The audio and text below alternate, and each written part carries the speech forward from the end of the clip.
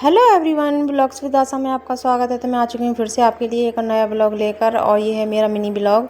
तो आज के ब्लॉग की स्टार्टिंग मैं लगभग सुबह से ही कर रही हूँ, और आज पता नहीं किस वजह से छुट्टी थी और आज है मंगलवार। तो ये आज का ही ब्लॉग है, आज का ही रूटीन है सुबह का।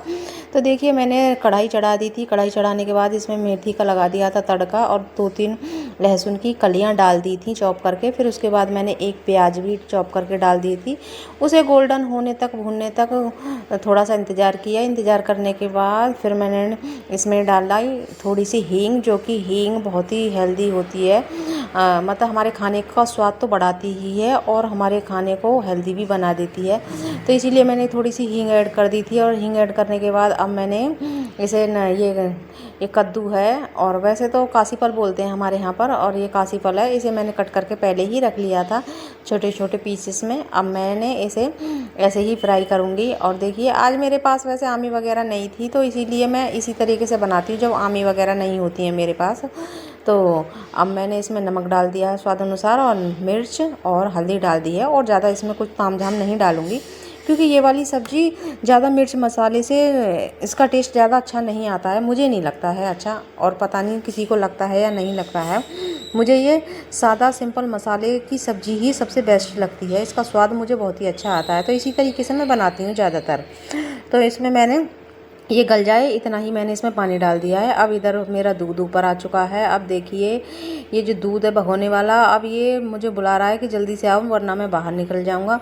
तो हमने भी सोचा भैया चलो तुम्हें भी देखते हैं। और देखिए, किचन में काफ़ी सारे ऐसे काम होते हैं जो कि महिलाओं को, मतलब अगर उनके 4 हाथ भी हो ना, तब भी वो भी थोड़े पड़ जाएंगे। तो इधर मेरी सब्ज़ी भी बन रही थी, इधर मेरा दूध भी उबल चुका था। अब देखती हूँ दही को, जो कि मैंने मटकी में रात जमाई थी, तो बहुत अच्छे से जम गई थी। और जमने के बाद अब मैं इसमें थोड़ी सी जो अगर कोई भी घर में खाएगा उसके लिए मैं दही निकाल दूँगी, और बाकी की मैं छाछ बनाऊँगी।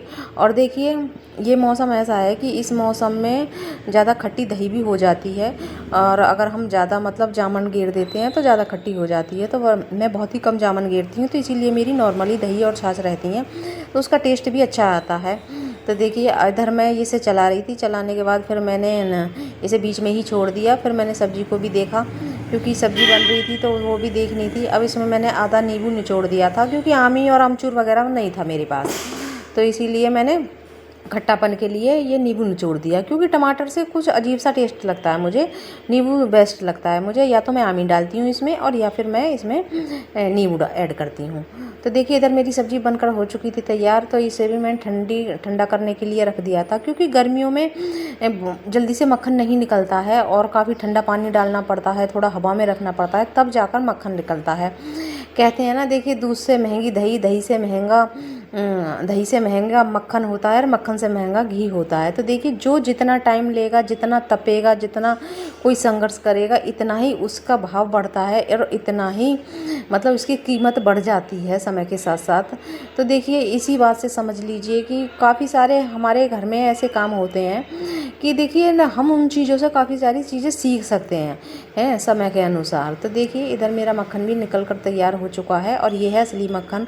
और देखिए, जो पैकेट में बंद आता है उसे बोलते हैं मक्खन बटर, वो तो मुझे बिल्कुल भी समझ में नहीं आता है। मुझे बस यही वाला मक्खन समझ में आता है, और इसे ही मैं यूज़ करती हूँ अपने घर में, यही मैं खिलाती हूँ शुरू से। भाई, हमने तो यही वाला मक्खन खाया है, तो हमें तो यही पसंद है, और वो पैकेट वाला मुझे बिल्कुल भी पसंद नहीं है। और देखिए, आप सोचिए, इतनी गर्मी में वो मक्खन कितना टाइट रहता है, और ये थोड़ी सी गर्माहट में आते नहीं ये एकदम से पिघल जाता है। तो देखिए, इस मक्खन में और उसमें कितना फ़र्क होगा, उसमें ऐसी क्या चीज़ जिससे कि वो जमा रहता है। तो देखिए, आपको थोड़ा भी मेरी वीडियो पसंद आई हो तो चैनल को सब्सक्राइब करना, लाइक करना। चलिए, मिलते हैं अगले ब्लॉग में। Bye bye.